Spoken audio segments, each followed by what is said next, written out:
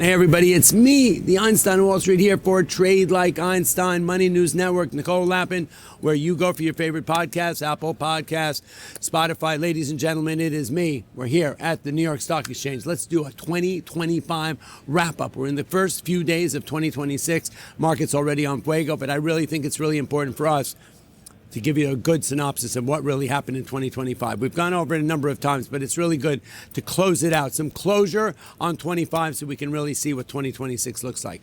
We know, look, I would say that I could literally go back to 2020 and give you a breakdown of what we've gone through since COVID, right? Because the last 5 years, the S&P 500 has been up over 125%, which is extraordinary. And each year, year after year, 2020, even in the eyes of COVID, we were up 20%. 2021, up 23%. 22, because of the interest rates, because of all the money that they had to print to get through COVID, right? $3 trillion in 3 months. We got back to even by August 19th. That, if I'm a firm believer, and that's one of the great things about Jay Powell, because if it wasn't for him, we would have not navigated our way through the last 5 years.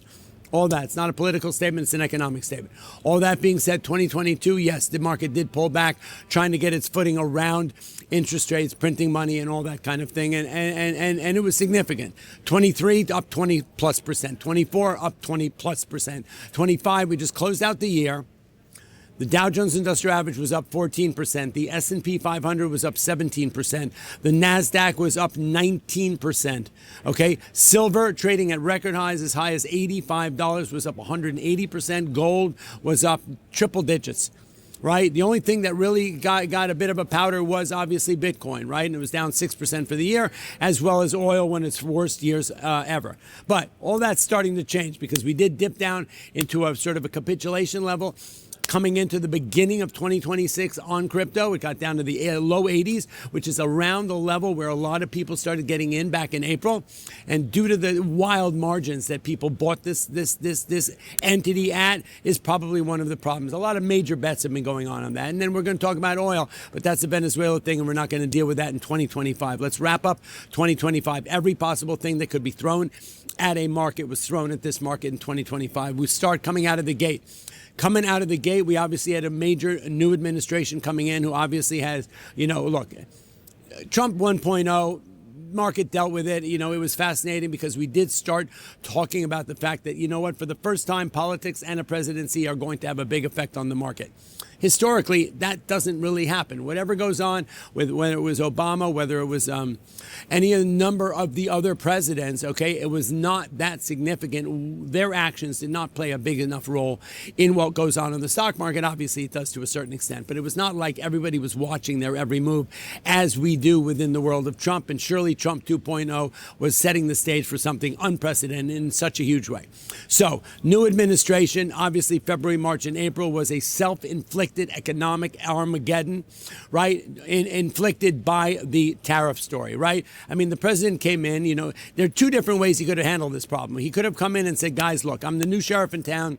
I've got an agenda. It's all about tariffs. It's going to be a little bit painful. At the end of the day, we're all going to raise a bunch of money. We are going to be better off for it. And this is how it's going to go down. He didn't do that, though. He did the way he does things, which is sort of like one tweet away from Crazy Town. He did come in, and the first mention that he did, which was on February 19th, when he mentioned that we're installing a 25% tariff on Canada and Mexico, market did not respond quite well to that. Because, look, at the end of the day, it's a tax, it's a charge, right? And when you don't really know what these numbers are and you don't really know what the policy is or the agenda is going to be, it can be a bit problematic. Market sold off 70 handles. If we go back to Trump 1.0 in Davos, when he was the president for the first time, and he mentioned tariffs and China, okay, it was 11 o'clock in the morning. I have a photographic memory. It was 11 o'clock in the morning at Davos. It was his first economic conference.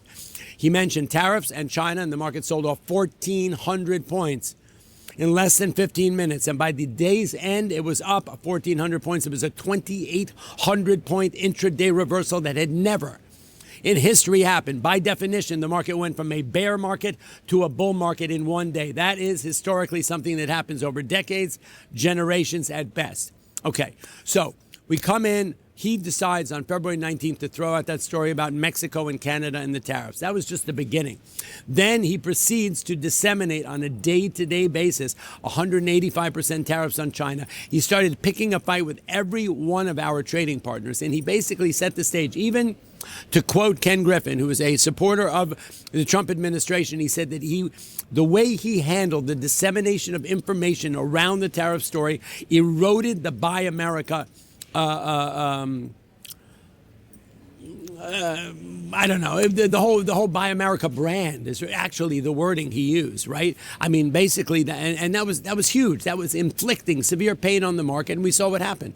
From February 19th until April 6th, the market sold off 20.8%, and that was devastation on so many parts. Look, me and Dan Ives both, when we were in the middle of it, we started on CNN on February 19th. They brought us in for one day, and we ended up staying for 6 months.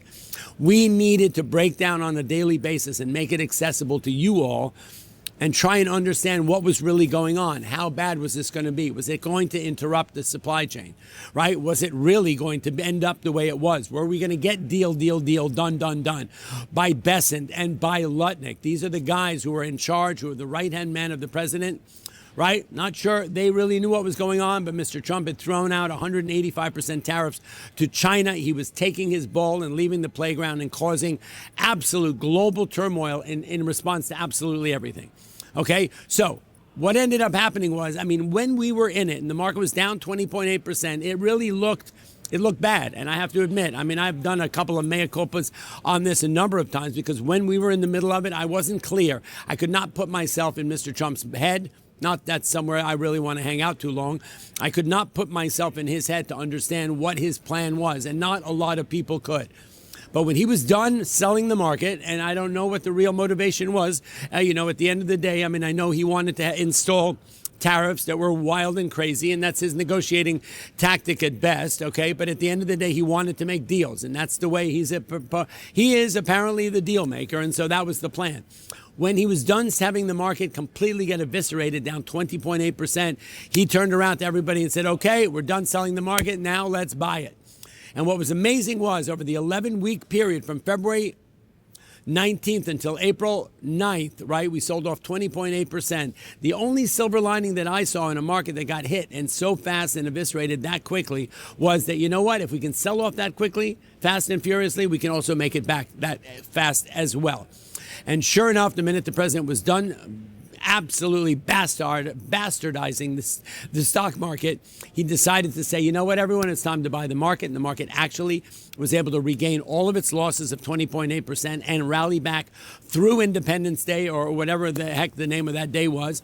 And we were able, and within 4 weeks, we were able to make back all the losses. Okay?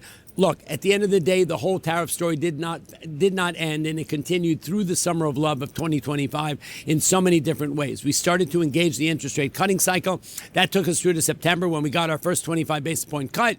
Then we had government shutdown, government reopen. We had a complete blackout of all the economic data that was coming out of it, PPI, CPI, DUI, DWI, all that crazy madness, leaving us driving and trading blindly for months and months. We still, here in week 1 of 2026, do not know what happened in September, October, November, and December relative to payroll, relative to unemployment, relative to inflation, relative to layoffs. I mean, we're trading blind. So at the end of the day, we got one cut. We proposed 2 cuts, probably 3 cuts. And that's how we set the stage from September to December. Then the government shut down, and we were completely blind. We did not know what was going to happen.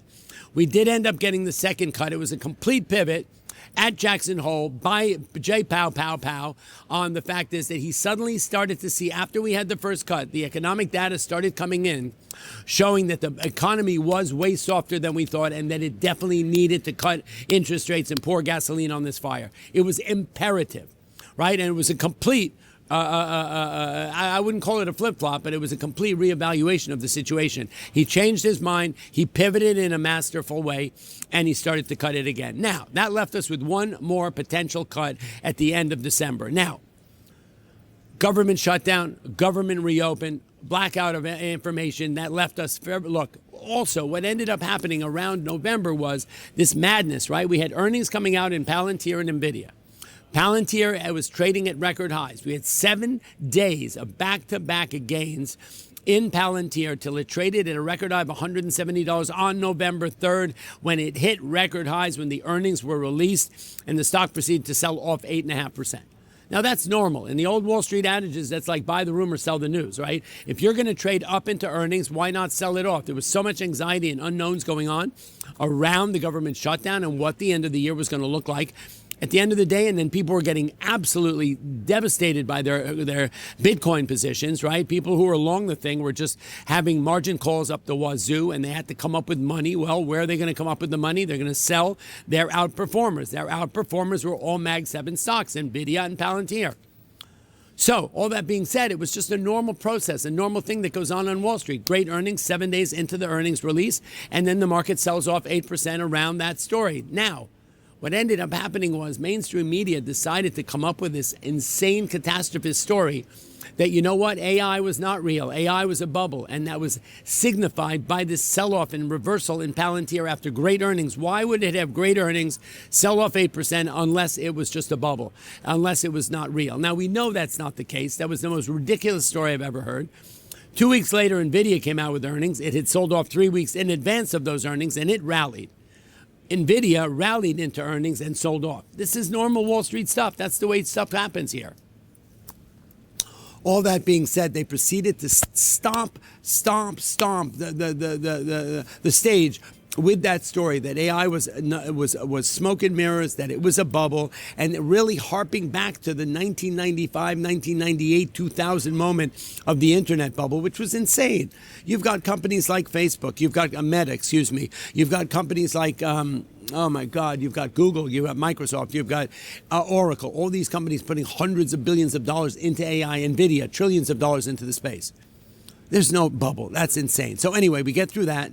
Then we have the November Black Friday and Cyber Monday showing that the economy was actually better than expected.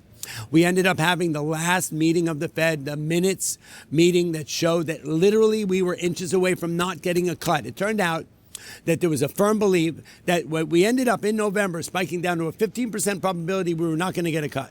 Then there was an 85% probability we're going to get a cut. Dan Ives came to me and said, Pete, the probability of us not getting a cut is the same as you playing center for the New York Knicks in the 25-26 series, okay, which, you know what, is possible. Look, I'm good at basketball. I have rarely played center, but I surely could be a good point guard.